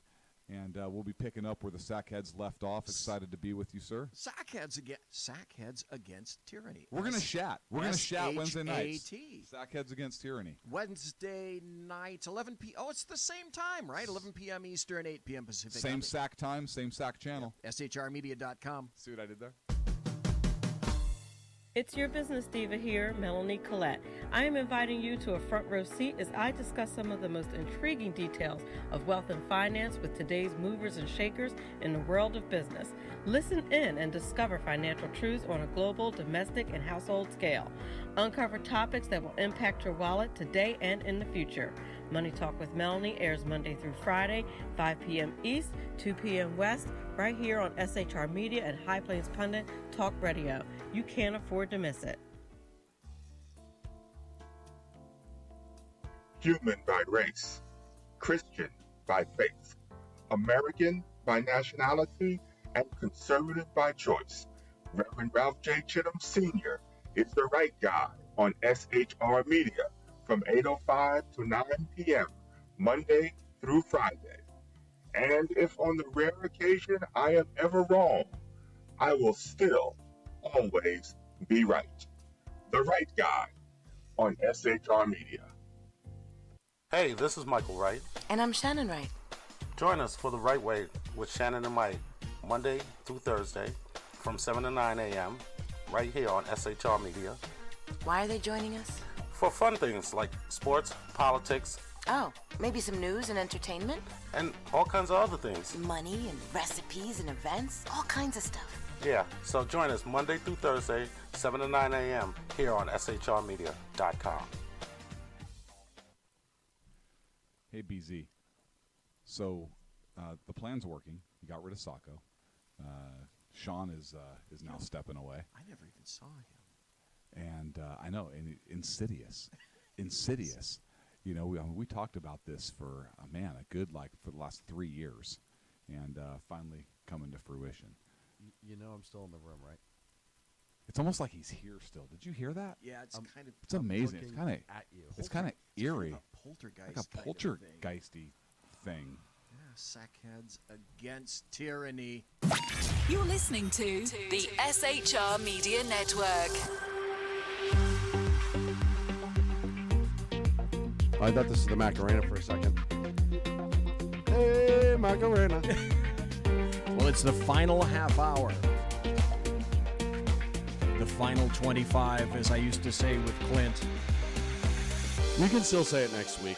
I know, that's true. Well, if he's here, there's another day that he's going to be gone, and I've got it on my phone here, but I don't remember what the hell it is. Maybe it's in July. With luck and crossed phalanges, Clint will be here next week. Your people can contact my people. That's right. Your attorney can talk to my attorney. And we'll do lunch. Okay. We'll do lunch, kids. Yeah. One new article that just came out. This is about that lovely guy, little Bobby Mueller. Hey, this is from B-Mew. Of all places, I don't go here very frequently, but I found this article from a place called Law and Crime. Ooh. And the headline is, Mueller appears to have screwed up by, this is an air quote, by accidentally exposing names in the Manafort case. Ooh. How does that happen? Well, it's an accident. They didn't really mean to do it, because in order to be convicted of anything, just ask Jimmy the Leak. By the way, that's my name now for James Comey. He's Jimmy the Leak. He's Jimmy the Leak. Well, you know what it is and BZ, let's be 100% honest. This shows you he has nothing, and the only thing he can try to do is tarnish people, and because legally he has no ability to go after him. This is why he is recharging people. This is why nothing he's putting forward is going to stick. And the other thing that I've said for quite some time, ever since this began, is, okay, he indicted 12 Russians. Yes. For money laundering. Well, that's directly tied. Basically, everything that's been done now with this Papadopoulos guy, Carter Page, he hasn't even been touched at all. And he was the original crux of this biscuit, and was Carter Page. He's not going to be touched. And he's out still walking around.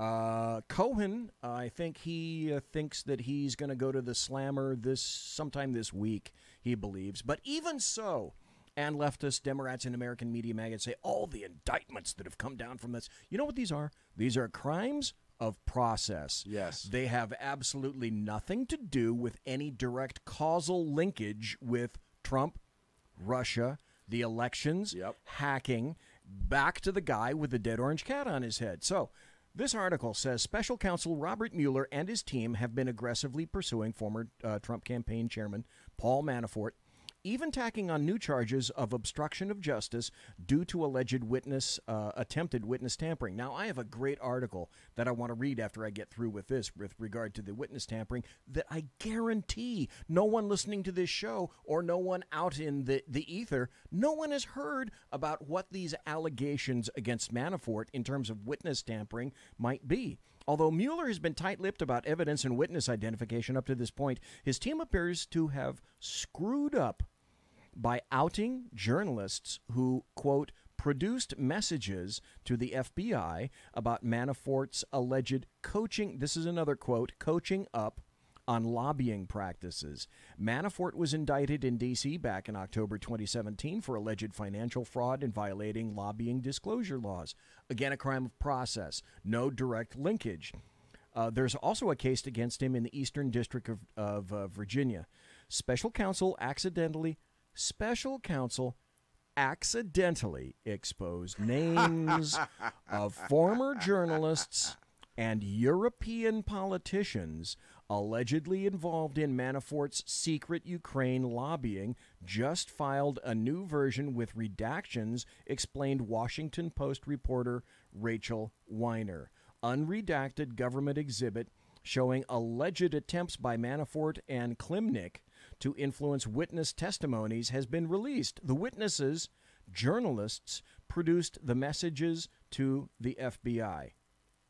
So now they're out in the ether as well. Weird, right? Yeah, weird. Now, This is the article that I was going to refer to. This is from a place called Lawfare Blog, and it says, the Manafort tampering allegations by Paul Rosenzweig. Special counsel Robert Mueller has accused Paul Manafort of attempted witness tampering. If the allegations are true, Manafort will have violated the conditions of his release and might have his bail revoked. Judge Amy Brennan Jackson has scheduled a hearing on the matter for late next week. I yield to no one in my disdain for President Trump, and I certainly have no brief for Manafort, who's been accused of laundering tens of millions of dollars from sources connected with Russia and the Ukraine. Thus, my overall assessment is that Manafort has some significant legal exposure, and that, given his role in the Trump presidential campaign, that exposure is of concern to Trump and of interest to the special counsel. All that said, I think that the special counsel's allegations of witness tampering are rather thin. Now, by the way, I should point out that this is someone who leans left. Who's writing this. It's a guy by the name of Paul Rosenzweig. The FBI agent's declaration in support of the allegations is long on detail about what Manafort and the Habsburg Group did before the elections, and short on information about the tampering allegation itself. Drill down into the exhibits, and you will see only one. Exhibit N is evidence of communications between Manafort and the witnesses he is alleged to have contacted in a tampering effort. But it gets even deeper than this. Study that exhibit, and you'll see that Manafort was successful in speaking to one witness, person D1. This is why I'm reading the article. Now you're going to begin to understand.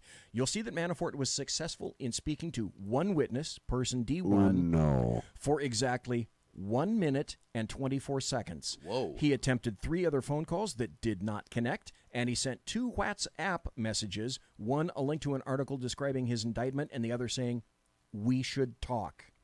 When asked about the contents of the conversation with Manafort, according to paragraph 14 of the FBI declaration, person D1 said that, quote, Manafort stated that he wanted to give person D1 a heads up about Habsburg, and D1 immediately ended the call because he was concerned about the outreach. The other part of the allegation is that someone else, person A, reached out to person D2 and told D2 in a series of texts that P, presumably Paul Manafort, was trying to reach D1 to brief him, and that basically P wants to give him a quick summary that he says to everybody, parenthesis, which is true, that our friend never lobbied in the U.S. and the purpose of the program was EU. A month later, person A reached out directly to D1. So there's a whole bunch more stuff in this article, but this is how specious and thin is the information that the special counsel, Robert Mueller, has decided that this is case-cracking, this is bone-breaking, this is earth-shaking. And again, this is, to my way of looking at things, it's specious bullshit, but it's how the U.S. attorney and how I'm familiar with AUSA's operating. It's a squeeze play. It's always a squeeze play, and it always will be a squeeze play. Well, BZ, first and foremost, these indictments are coming down so it can show that something was done. That's number one. Number two, if you remember back to the Bill Clinton special counsel, do you remember all these other people getting caught up into things that they kept finding when they expanded and expanded and expanded and expanded? That's the other thing everyone needs to remember about the Mueller investigation. It has gone to see if there was any sort of funny business going on between the Trump campaign and Russia. And then now, I mean, they're literally going into, like, the finances of people who once walked by a Trump campaign headquarters. It's insane how much this has expanded. And yet, the guy who is supposed to be the focus of this investigation, still not thing one. You know why? Because it didn't Wait. I have happen. a pretty good idea. Because I promise you, if it did happen, it would have been everywhere by now. That's what they were primarily focused on. That was the first thing. Well, if you think they leaked journalists' names, just like I indicated here, if there was a there where there is, don't you suppose that someone or a series of someones would have leaked all of that information already to the WAPO or the New York Times? It would be #1 front page above the fold. Boy, that dates me. Information that would already have leaked if there was a there. Exactly. I agree with you wholeheartedly, my friend. Hey, a couple other things I want to touch up on. and this is a national thing. It's the votes happening locally, but this could end up being a national thing. Okay. The movement to separate California into 3 states right. has enough signatures to be on the November 3rd ballot. God, that means I'm going to have to move.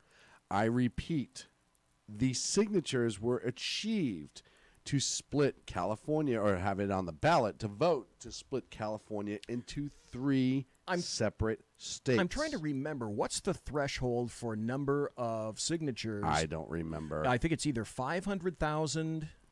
It's a lot. It's 500,000 or 750,000. I don't remember, but it's a rather significant threshold, and to have achieved that tells me one thing: there's a lot of pissed off people in California. I'm scrolling down right now to see in this article. It must have been a $400,000 cutoff, because a 400,000 signature cutoff, because the samples show that more than 402,468 of the signatures were in fact valid. So 400K must have been the cutoff, because if they can already verify that and they're well over that, then I'm guessing that 400K is the cutoff. Okay. Mike in chat says the A's are getting beat by the Astros 11-4. Okay. The Red Sox beat the Orioles today, so that was good too. Go Sox. Who cares about them lowly Baltimore Orioles? Damn birds. I'd rather have Sox trampling on birds. All day long. Yeah, Baltimore Orioles. Come on, please. The other thing I wanted to touch on, first and foremost, can you imagine if we split off and now there's 52 states, and you have Southern California, Northern California, and California? I hope they come up with better names. I would love to see them do Jefferson, Death Valley. Yeah, or Rolling Donut. I want to live in Rolling Donut. I would love to live in Rolling Donut. I would love to live in a Rolling Donut. Actually, that would be amazing. Yeah. Or name a state Flackbait. But when you have a state like California that's now like number 50 in a bunch of different things out of 50 states, and quality of life, not good things, and you have a governor who brags about having the 5th largest economy, yet there's always a deficit. You have San Francisco, which used to be touted by every liberal as the bastion of what every city should be, now a complete swillhole and shithole.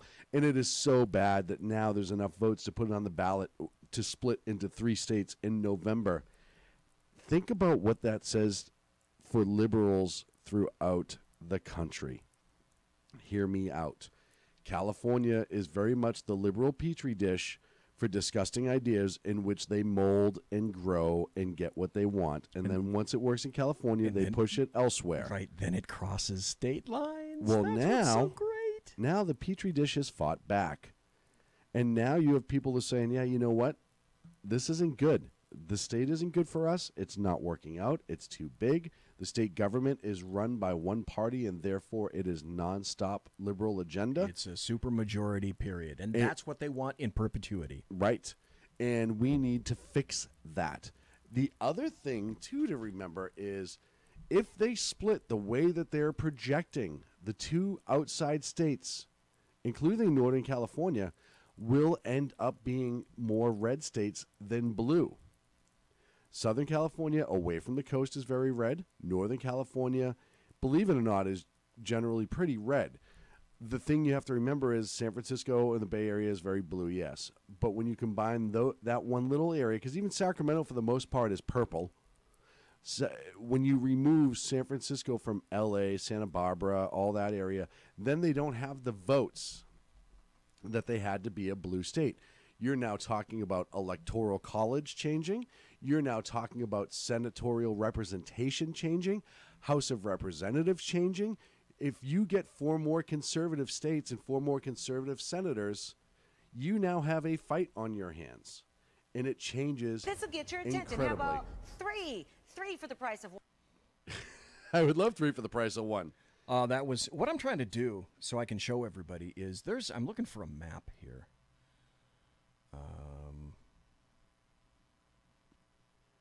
Of what they're going to split it into? Yeah, what these states are going to be. Stand and by. I found a map, and once I take a picture of this, then Well, I'm I going can just I can just do this right now. I have it for you right here, BZ. You have the right. Okay. So we're in Northern California, but the problem with splitting it up that way is that we're with San Francisco, and that's just damn wrong. Well, yeah, but now you look at the change that can be made in San Francisco, right? Because now you have people who say, oh, they're no longer controlled by L.A. Their agenda can be changed now. You have people that may actually move in and infiltrate San Francisco. And even if they don't, they're going to be the redheaded stepchild. I can say that. They're going to be the redheaded stepchild, and they're going to be left out. I think it's going to be amazing. And look, if nothing else, you have to understand that in the primary that just happened, what everybody thought would be Gavin Newsom #1 and the Los Angeles mayor #2 did not happen. The Republican got in, and in California, the top 2 vote getters become governor and lieutenant governor. You're very much looking at potentially a conservative or Republican, if you will, lieutenant governor. Yep. That says a lot about where the state of California is going right now. You have to understand, people are evacuating out of the state left and right. And once my wife retires, so go you. Bingo. So it is huge, and the nation needs to take a look at this, because this is what happens when liberals run everything, and they run it for too long. Look at Detroit, look at Chicago, look at Baltimore, look at Washington, D.C. as a city. The same thing. It falls apart to the point that people start to demand change, and that's where we are. My last comment, and going back to the North Korea, the NOCO story from the beginning of the show, or second half hour, because we bullshitted. The other thing that people forget is, should this deal goes through and North Korea follows through, you are going to have the remains of Korean War veterans returned home, and that will bring closure to so many families. Wonderful thing. Absolutely beautiful. To have closure brought to those families who've waited 65 years now, in some cases. Yep. And so that's a pretty amazing thing that isn't getting a lot of play, amazingly, in mainstream media, that Trump's bringing closure to families again. Weird. And then the other thing that I would like to see President Trump push on, and maybe this is just petty at this point, is the return of the USS Pueblo. See, when you mentioned that on the break, I had entirely, completely, 100% forgotten about the USS Pueblo. Mm-hmm. The weird thing is, I can still remember the name of the captain, Lloyd Booker, who was in charge of the Pueblo. And that was called the Pueblo incident. I don't remember what year it was, in the 70s, sometime early 70s. Yep. And what occurred is that Northern Korea, the Pueblo was essentially an intelligence ship. And it was sailing in international waters off of North Korea. Yep. But the North Koreans came and raided. And 1968. 68, okay, and clambered onto the boat. And if you have the information in front of you, I think some sailors were killed. So, 1968, or were they? They were held imprisoned. It did cost the life of one American soldier. The Okay. other 82 were held in prison for 11 months.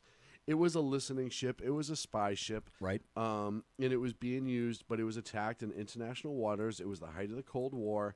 And then they captured the Pueblo, and the North Koreans paraded it all over the place. It was caught with a whole bunch of top secret documents, top secret listening stuff. It was really a kind of a punch to the jaw. And I think something that America as a whole wanted a much different response than what they got from North Korea. It is currently anchored in Taedong River in Pyongyang. And because it was captured, it was never officially decommissioned, I believe. I believe it is still technically a commissioned ship. Oh, you probably pay, like 50 yen and go walk around on board it. Yeah. And I just think that the symbolism of that for the family of the members of the Pueblo would be huge as well. Okay, now here's one important point that the media has made a huge deal out of, and I'm curious what your thoughts are on this in terms of the North. One of the early indicators of the North Korean agreement is Trump has indicated that he will consider stopping exercises like Bill Clinton did between the U.S. and South Korea. Show of faith, right? Like Bill Clinton did. And they've already tentatively canceled the August ones.